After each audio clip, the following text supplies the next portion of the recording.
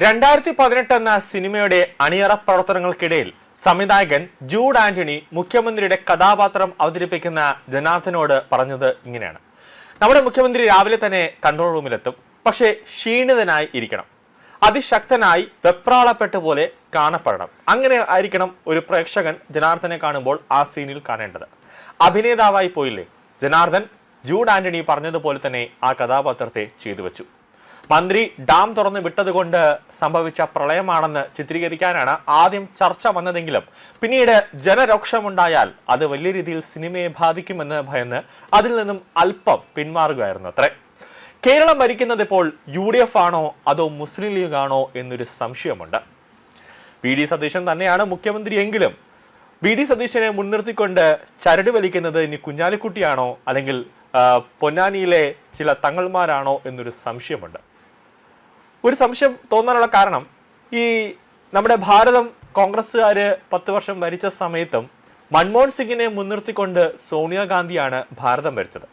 എന്തെങ്കിലുമൊക്കെ ഒരു ഡിസിഷൻ അല്ലെങ്കിൽ ഒരു തീരുമാനം എടുക്കേണ്ട സാഹചര്യം വന്നാൽ സോണിയാഗാന്ധിയെ ആണ് മൻമോഹൻ സിംഗ് ആദ്യം വിളിക്കുന്നത്. സോണിയാഗാന്ധി എന്ത് പറയുന്നോ അതുപോലെ മൻമോഹൻ സിംഗ് പറയുകയും ചെയ്യും. അതായത് ഒരു ഡമ്മി പ്രൈം മിനിസ്റ്റർ ആയിരുന്നു മൻമോഹൻ സിംഗ് എന്നതാണ് രാജ്യത്തെ ജനങ്ങളടക്കം ഇപ്പോൾ സോഷ്യൽ മീഡിയയിലടക്കം പറഞ്ഞുകൊണ്ടിരിക്കുന്നത്. അതുപോലെ ഇവിടെ സതീശനെ മുൻനിർത്തിക്കൊണ്ട് മുസ്ലിം ലീഗാണ് കേരളം ഭരിക്കുന്നത് എന്ന് പറയേണ്ടി വരും. കാരണം നമുക്കറിയാം 3 മണിക്കൂറിനകം, അതായത് 2-3 മണിക്കൂർ കൊണ്ട് അതിതീവ്രമായ ഒരു മഴയുണ്ടായപ്പോൾ കേരളത്തിലെ 3-4 ജില്ലകൾ മുങ്ങിപ്പോകുന്ന ഒരു അവസ്ഥയിലേക്കുണ്ടായി. അതിരാവിലെയൊക്കെ വീടിന്റെ ഗ്രൗണ്ട് ഫ്ലോർ അടക്കം വെള്ളത്തിലേക്ക് മുങ്ങുന്നു, വണ്ടികളടക്കം ഒലിച്ചു പോകുന്ന ഒരു സാഹചര്യം, പലയിടത്തുനിന്നും ഉരുൾപൊട്ടലുണ്ടാകുന്നു, പമ്പ ഡാം അടക്കം കരകവിഞ്ഞ് ഒഴുകുന്ന ഒരു സാഹചര്യം ഉണ്ടാകുന്നു.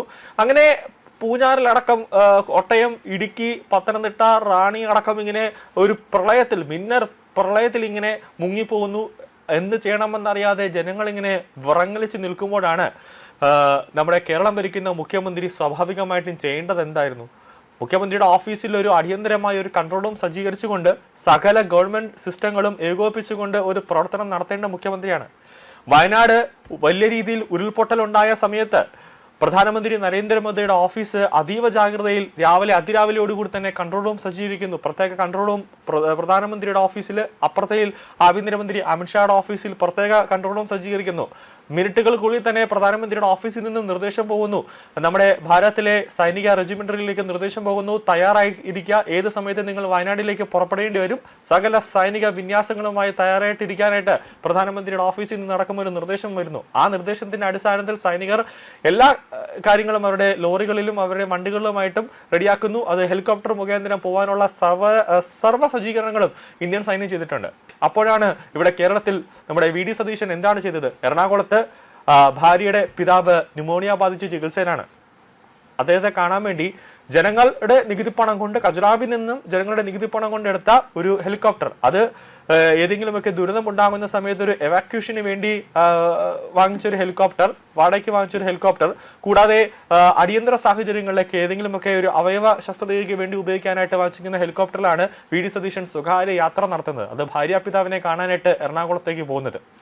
അതും പോയിട്ട് നേരെ അവിടെ ഹെലികോപ്റ്റർ നേരെ എറണാകുളത്തേക്ക് എത്തുന്നു. അതായത് കവടിയാർ ഗോൾഫിൽ നിന്നും ഹെലികോപ്റ്റർ തിരിക്കുന്നു, എറണാകുളത്തേക്ക് എത്തുന്നു. പക്ഷെ അവിടെ കാലാവസ്ഥ ശരിയല്ലാത്തത് കൊണ്ട് അവിടെ ഇറക്കാൻ പറ്റുന്നില്ല. അതുകൊണ്ട് ഹെലികോപ്റ്റർ തിരിച്ച് വട്ടമിട്ട് പറന്ന് നേരെ തിരുവനന്തപുരത്തേക്ക് തന്നെ വന്നിറങ്ങുന്നു. അതിനുശേഷം ഉച്ചയ്ക്ക് ഒരു 12:45 വീണ്ടും ഹെലികോപ്റ്റർ നേരെ എറണാകുളത്തേക്ക് പോകുന്നു. അതിനുശേഷം അവിടെ നിന്ന് നേരെ പൊന്നാനിയിലേക്കാണ് പോകുന്നത്. എന്തിനാണ്? വലിയ രാജ്യത്തിന്, കേരളത്തിലെ ജനങ്ങൾക്ക് 10 രൂപയുടെ പൈസയ്ക്ക്, അല്ലെങ്കിൽ 10 രൂപയുടെ ഒരു നേട്ടത്തിന് വേണ്ടിയൊന്നല്ല.